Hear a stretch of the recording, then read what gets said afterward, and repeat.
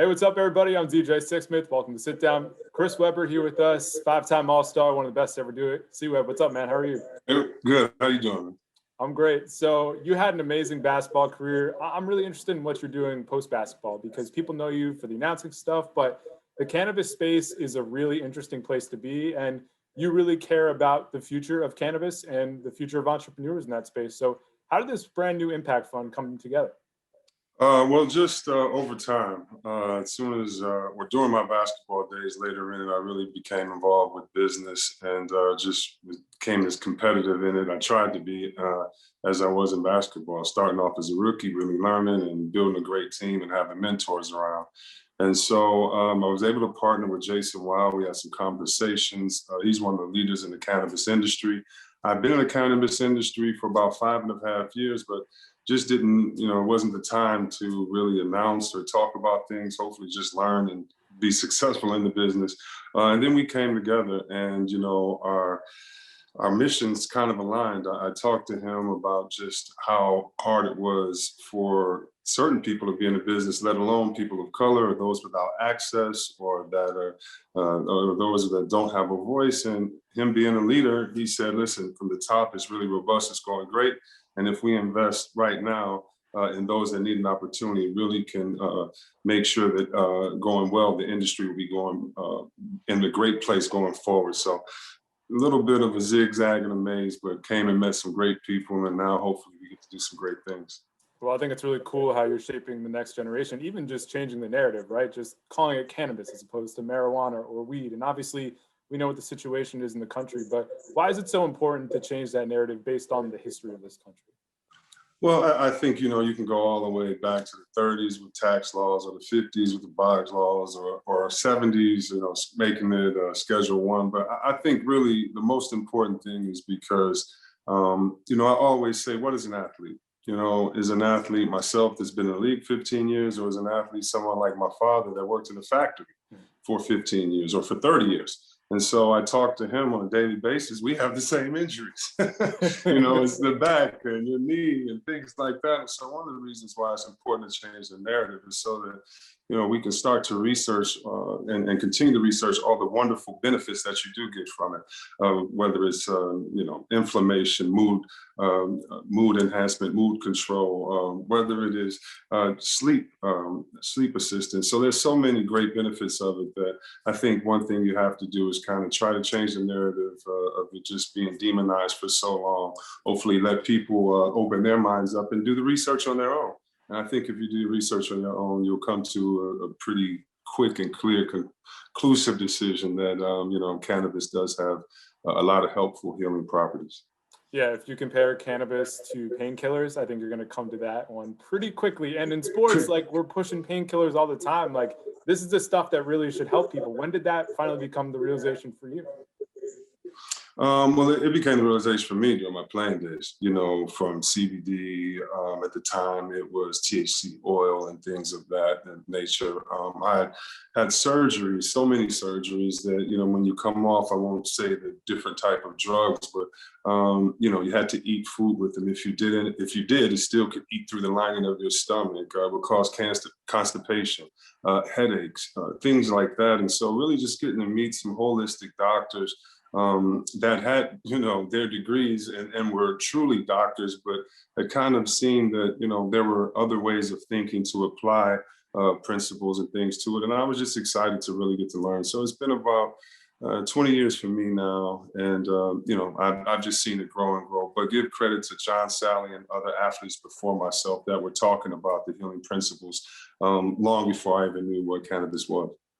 Yeah, it's really interesting to think about those people, whether it's John Sally in this space or a Harry Edwards when it comes to Black history. Like you're a really important voice and a really great ambassador in the league right now. And you realize the intersection between sports and politics and society and everything. So whether it's the class you did at Wake Forest or Morehouse, why is it so important for you to talk about all these things and use your personal experience to help people out?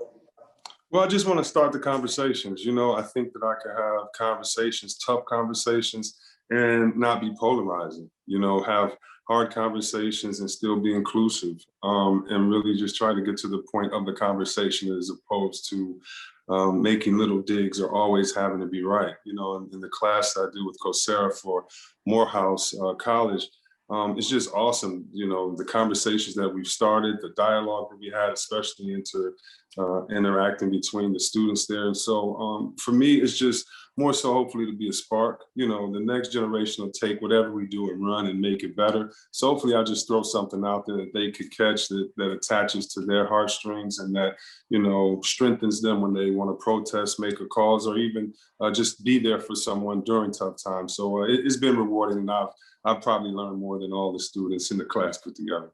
That's really cool to hear. And sometimes you have the time to put together your thoughts. Other times you just have to step up. And I'm thinking about you and the bubble and everything that happened with Jacob Blake and everything that happened in 2020. You were a really important voice of that time. And I just wonder, man, how tough was that to be calling basketball games in that secluded environment with everything going on outside? It was extremely tough, but I got to shout out the players because I mean it was the toughest for them. They were playing, giving their heart and soul. I mean, if you saw Jamal Murray's 50-point game after the game, he didn't have anything left, and it was exhausting for everyone. But it's also an opportunity. I'm glad I get to tell my son that I was there to be a part of, and I think it's really cool that, you know, the kids watching. Kids that, you know, myself, I used to watch every NBA game, stuck to the tube. What's a guy wearing? What are they saying? How are they chewing their gum? And I think it's really cool that during this season, they had to say, wait, mom, why aren't they playing? And they had to have an adult explain it to them. And I think that's really cool to see that even the biggest stars in the world thought that it was something bigger than themselves that they had to say. You know, and let's pause this for a second. So in the midst of all of it, it's been a terrible 2020. And I do think, though, that out of that darkness, a lot of light is going to come because it sparked a lot of thought in some young kids' head.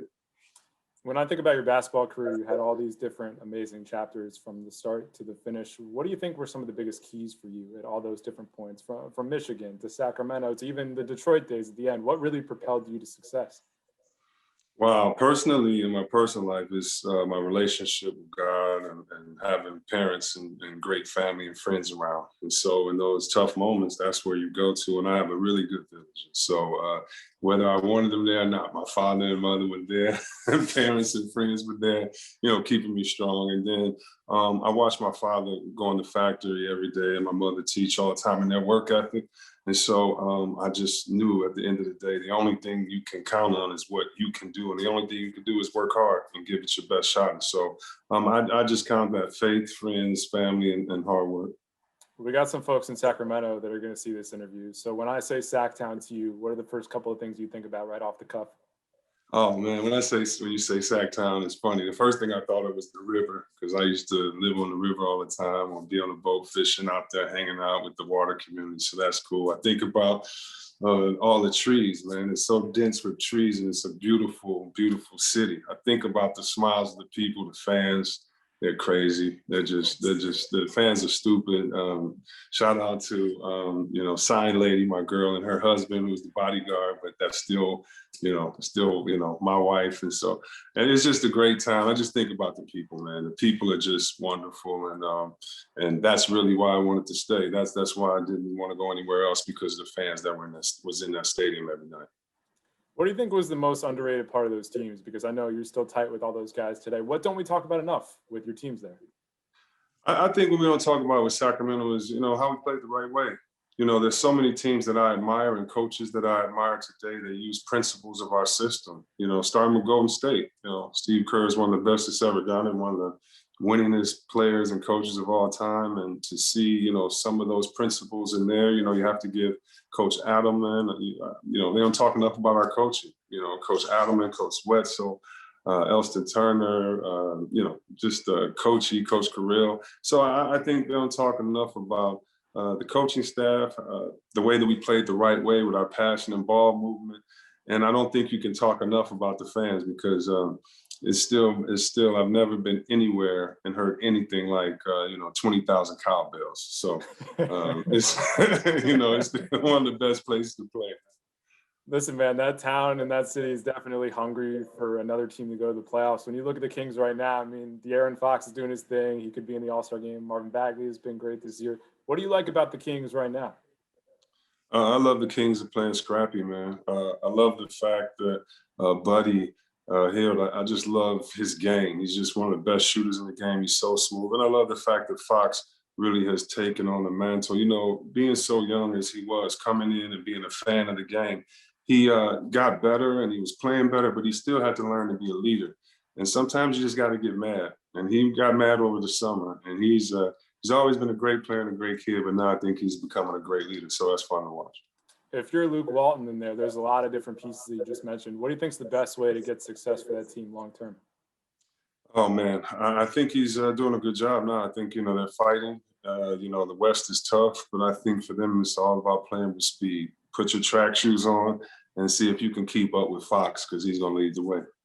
Now you're a former big man. When you look at Marvin Bagley, what's most impressive about his game? I like Marvin Bagley because one, his energy. I mean, he's a quick jumper. He goes up and down quickly. He's a good help defender. And I think he's just getting to learn the game. I mean, this game has been evolving and changing even since he's just been in the league. So I think you're going to see him, move his game out a little bit more, use his quickness and keep dunking on people inside because when he gets it in there, man, he's so tough to stop. Chris, to bring this one full circle, I know that you are trying to redefine the narrative of cannabis. I know you got some stuff with your own book and limited series of the Fab Five coming out. What's most important for you next step, just in terms of showing people who you are fully as a person, basketball and outside of basketball? Well, that's a great question. Well, first, I'm a father of 3-year-old twins, so I got to make sure that that's my priority. And with having a busy life, you got to make sure that's number one. Two, I'm really excited about my book, and all these things are not things that just happen, but I've really been planting the seeds a long time, and so I'm going to give it my all in everything in the release of the book. As far as the Fab Five series, I'm excited to see. Excited to let everyone see all the stories that we have. And we're not even finished with this college season, so I can't wait to continue watching Juwan and the Michigan team win. We just beat Ohio State the other day. This is not football. That's what we do. So I'm just gonna, making a focus to enjoy life, try to make some change in the cannabis industry. I try to do it to be successful and make change because hopefully our template in cannabis goes over to other industries. What other industry has ever made a concerted effort to include others? Not tech. It hasn't happened. What other industries have been new? It wasn't the automobile industry. You don't want to keep going back and really look at who's participated in the building of America and then who's participated in the reaping of the benefits. So hopefully that's really my goal, to really be able to show, listen, if you just invest in smart people, you don't give it away. You invest in smart people, hardworking people, their success, they can be successful individually, then they'll change their communities. And hopefully that'll go into, hopefully each industry. So I'm really excited about this industry. And I think this is this is probably going to take priority along with the book and the series over everything. Yeah, amen to all that. Before I let you go, I've read about this great African-American history collection that you have from all over the years. Can you give me a couple different things that are really precious to you and that you really love that you have this? Well, I have one behind me I can show you. Yeah, let's see. Yeah. Well, this, you really probably can't see it, but this is the original song written by the godfather of soul, James Brown. Wow. It's called Staying Power. And I was able to shout out to Yama and his beautiful family. I actually purchased that from my foundation and put it in my house because I was just like, I have to have greatness around. But Phyllis Wheatley wrote a book in the 1700s. She was born a slave. She was born and she was enslaved, I should say. Those that enslaved her taught her to read. And she ended up writing one of the most beautiful poetic novels that you'll ever read. It was the second novel ever written, or second book ever written by a woman in America, and the first book recognized by an African-American woman. And so I love taking this book around and going to schools and starting little fights in classes and going, hey, boys are smarter than girls, right? Bam, got them.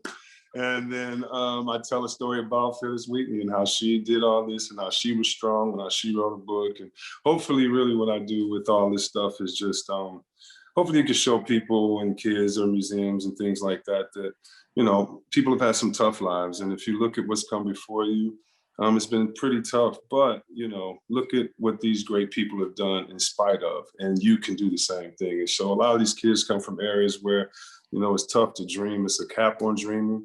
And hopefully this shocks them a little bit and lets them know, wait a minute, if that person did it, why can't I do it? So Phyllis Wheatley book goes a long way and helps me start a lot of arguments. So it works. I like that. Well, thank you for opening my eyes, and thank you for all the great work, man. Really nice to meet you, and best of luck with everything going forward, right? Appreciate you, DJ. Thank you.